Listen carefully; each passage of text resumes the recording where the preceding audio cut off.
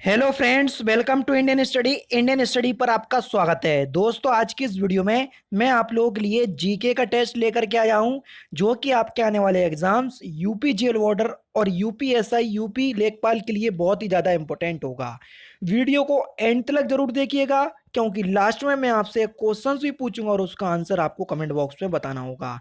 साथ ही साथ इस वीडियो की पीडीएफ डिस्क्रिप्शन में टेलीग्राम चैनल का लिंक दिया हुआ है, वहां से आप प्राप्त कर सकते हैं। और दोस्तों, वीडियो बनाने में काफ़ी ज़्यादा मेहनत लगती है, तो अगर आप लोगों को लगा कि इस वीडियो के दौरान मैंने कुछ भी सीखा है तो प्लीज़ दोस्तों वीडियो को 500 लाइक तक ज़रूर पहुंचाइएगा, क्योंकि आपका एक लाइक ही मुझे इतना मोटिवेशन देता है कि आज तक इंडियन स्टडी चैनल पर कोई भी ऐसा दिन नहीं गया हो कि जिस दिन वीडियो अपलोड ना हुई हो। ठीक है, तो इसलिए दोस्तों प्लीज़ वीडियो को 500 लाइक तक जरूर पहुंचाइएगा। पहला क्वेश्चन, अस्थि और दंत निर्माण हेतु आवश्यक प्रमुख खनिज कौन से हैं? अस्थि यानी कि हड्डी और दांत के निर्माण के लिए प्रमुख खनिज कौन कौन से हैं? सिंपल क्वेश्चन से आसानी से आप बता सकते हैं। तो देखो, कैल्शियम और फास्फोरस जो है ये हड्डी और दांत के निर्माण के लिए प्रमुख खनिज है। ठीक है ना? यानी कि इस क्वेश्चन का तीसरा ऑप्शन जो है वो आपका बिल्कुल क्या हो जाएगा? करेक्ट हो जाएगा। निम्नलिखित में से कौन असुमेलित युग्म है, यानी कि जो गलत है? जल्दी बताओ। देखो, central drug research institute Lucknow Uttar Pradesh में है, बिल्कुल ठीक है। Central electrochemical research institute Karaikudi Tamil Nadu में है, ये भी आपका बिल्कुल ठीक है। Central leprosy teaching and research institute Chengalpattu, ये तमिलनाडु में है, ये भी बिल्कुल ठीक है। उसके बाद है आपका कि central salt and marine chemical research institute, ये कानपुर, ये गलत है, क्योंकि central salt and marine chemical research institute ये भावनगर गुजरात में स्थित है। यहाँ पर दिया कानपुर, तो यही जो है वो असुमेलित है। नेक्स्ट क्वेश्चन, पर्णहरित ए का आणविक सूत्र क्या होगा? पर्णहरित का आपसे आणविक सूत्र पूछा है कि क्या होगा, तो आपका जो सही आंसर हो जाएगा वह क्या हो जाएगा? ऑप्शन नंबर ए, C55H72O5N4 और Mg। नेक्स्ट क्वेश्चन, निम्नलिखित में से कौन परभक्षी कवक है? जल्दी बताओ, निम्नलिखित में से कौन परभक्षी कवक है? तो आपका सही आंसर हो जाएगा डेक्टाइलेला और आर्थ्रोबोट्रिक्स, ये दोनों जो हैं क्या है? परभक्षी कवक हैं, यानी कि तीसरा ऑप्शन बिल्कुल क्या हो जाएगा? करेक्ट हो जाएगा। निम्नलिखित में से कौन अवध का शासक था? जल्दी बताओ, अवध का शासक कौन था? क्वेश्चन नंबर 10, जल्दी बताओ, निम्नलिखित में से कौन अवध का शासक था? तो आपका जो सही आंसर हो जाएगा वह हो जाएगा आपका सफदरजंग, यानी कि इस क्वेश्चन का चौथा ऑप्शन जो है वो आपका बिल्कुल क्या हो जाएगा? करेक्ट हो जाएगा। यूनानी राजदूत मेगस्थनीज भारत आया था किसके दरबार में? जल्दी बताओ। देखो, हर्षवर्धन आया था, सॉरी ह्वेन आया था आपका हर्षवर्धन के दरबार में, और मेगस्थनीज किसके दरबार में आया था? तो ये चंद्रगुप्त मौर्य के दरबार में आया था। तीसरा ऑप्शन जो है वो आपका बिल्कुल क्या हो जाएगा? करेक्ट हो जाएगा। नेक्स्ट क्वेश्चन की तरफ चलते हैं। पानी निम्नलिखित में से कौन सुमेलित नहीं है? तराइन का प्रथम युद्ध 1191 में हुआ, बिल्कुल ठीक है, ये आपका बिल्कुल ठीक हो जाएगा। चौसा का युद्ध 1539 में हुआ, ये भी आपका बिल्कुल ठीक है। हल्दी घाटी का युद्ध 1576 में हुआ, ये भी आपका बिल्कुल ठीक है। पानीपत की प्रथम लड़ाई 1556 में हुई, बस यही गलत है, क्योंकि पानीपत की प्रथम लड़ाई जो है ये 1526 में हुई थी, 56 में तो दूसरी हुई थी, समझ रहे? और पहला युद्ध जो है ये बाबर और इब्राहिम लोदी के बीच हुआ था, जिसमें इब्राहिम लोदी जो है वो मारा गया था। निम्नलिखित में से कौन सम्मिलित नहीं है? भारतीय राष्ट्रीय कांग्रेस की स्थापना 1885 में हुई, बिल्कुल ठीक है। उसके बाद स्वदेशी आंदोलन की स्थापना 1905 में, बिल्कुल ठीक है। कृष्ण मिशन 1942 में भारत आया, बिल्कुल ठीक है। दांडी मार्च 1935, यही गलत है, क्योंकि दांडी मार्च 1930 को, और डेट भी याद कर लो, 12 मार्च 1930। ठीक है। नेक्स्ट क्वेश्चन, जलियांवाला बाग हत्याकांड की जांच के लिए कांग्रेस के नेतृत्व में आयोग का गठन किया गया था, किसने? जल्दी बताओ, किसके नेतृत्व में किया गया था? तो आपका सही आंसर हो जाएगा option number C, Madan Mohan Malviya. ठीक है ना? तीसरा ऑप्शन जो है वो आपका बिल्कुल क्या हो जाएगा? करेक्ट हो जाएगा। जलियांवाला हत्याकांड कब हुआ था? 1919 में हुआ था, ये भी आपको पता होना चाहिए। नेक्स्ट क्वेश्चन से आपका कि निम्नलिखित में से किसे व्हाइट मैन कमीशन के नाम से भी जाना जाता है? तो किसको जाना जाता है? साइमन कमीशन को जाना जाता था। क्यों? क्योंकि इसमें जितने भी सदस्य थे वो सभी अंग्रेज थे, इसलिए ही साइमन कमीशन को व्हाइट मैन कमीशन कहा जाता था। ठीक है ना? और इसका जो विरोध है सबसे ज्यादा लाला लाजपत राय ने करा था, जिसके कारण इन पर लाठीचार्ज भी हो गई थी, और लाठीचार्ज के दौरान इन्होंने एक नारा भी बोला था कि मेरी मेरे शरीर पर एक एक लाठी का प्रहार अंग्रेजी ताबूत में कील की साबित सिद्ध होगा। ठीक है। नेक्स्ट क्वेश्चन, संघ की राजभाषा क्या है? तो संघ की राजभाषा आप सभी लोग जानते हैं हिंदी है। पहला ही ऑप्शन आपका बिल्कुल करेक्ट है। और कौन से अनुच्छेद के तहत है? 343। तो ये भी आप याद कर लो, लिपि देवनागरी है ना। पंचायती राज के द्विस्तरीय प्रतिमान की संशोधि किसने की थी? देखो, द्विस्तरीय के लिए किसने की थी? अगर हम बात करें द्विस्तरीय के लिए तो अशोक मेहता समिति, और त्रिस्तरीय की बात करें तो बलवंत राय मेहता समिति। ठीक है, तो ये भी आपको पता होना चाहिए। और अशोक मेहता समिति कब आई थी? 1977 में। तो ये भी याद कर लो, मोस्टली इतना डीपली पूछा नहीं जाएगा।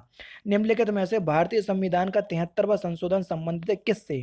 तो देखो, 73 में की बात करें तो 73वां जो संविधान संशोधन है वो किससे संबंधित है? पंचायती राज व्यवस्था से। और 74वां नगर पालिका से। तो इस तरीके से याद कर लो तो दोनों ही याद हो जाएंगे। भारतीय संविधान में नीति निर्देशक तत्वों को शामिल किया गया कहाँ से?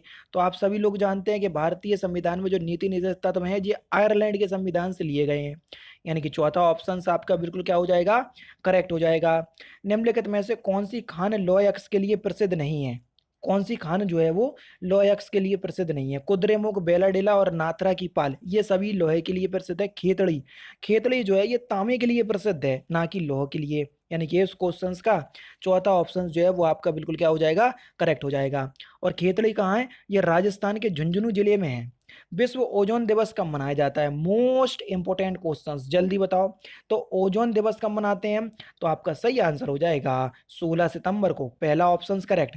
सोन नदी निम्नलिखित में से किस राज्य में प्रभावित होती है? जल्दी बताओ। सोन नदी, सोन नदी किस राज्य में प्रभावित होती है? तो आपका जो सही आंसर हो जाएगा वह हो जाएगा ऑप्शन नंबर डी, सभी राज्यों में, मध्य प्रदेश, झारखंड, बिहार। ठीक है ना। सोन नदी की उत्पत्ति जो है ये मध्य प्रदेश के शहडोल जिले में अमरकंटक के पास से होती है। ठीक है। और अमरकंटक के पास से एक और नदी निकलती है, कौन सी? नर्मदा। ये मध्य प्रदेश, उत्तर प्रदेश, झारखंड और बिहार में प्रभावित होते हुए समीप गंगा नदी में मिल जाती है। तो यहाँ से एक बात और पता चल गई कि जो सोन नदी है ये गंगा नदी की सहायक नदी भी है। ठीक है।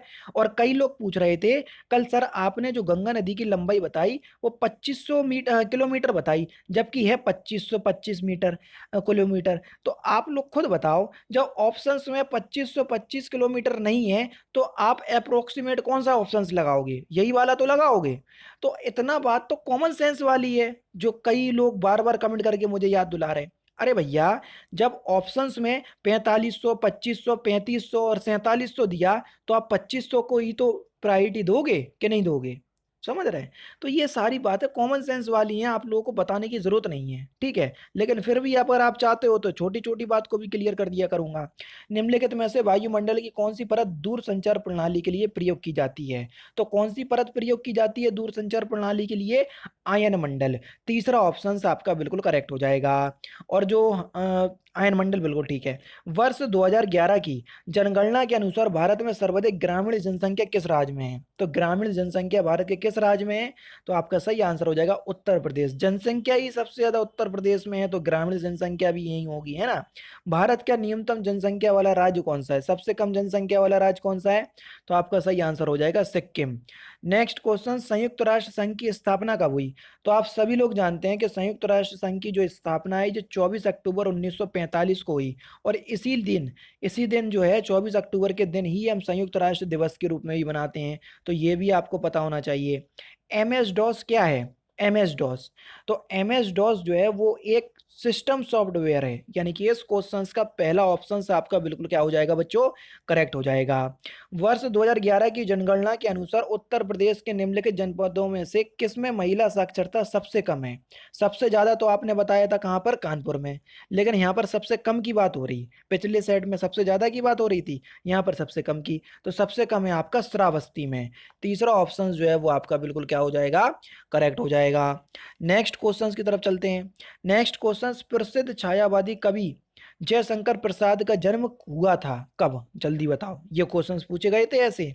तो जयशंकर प्रसाद का जो जन्म है ना ये 1889 में हुआ था, यानी कि 1889 में।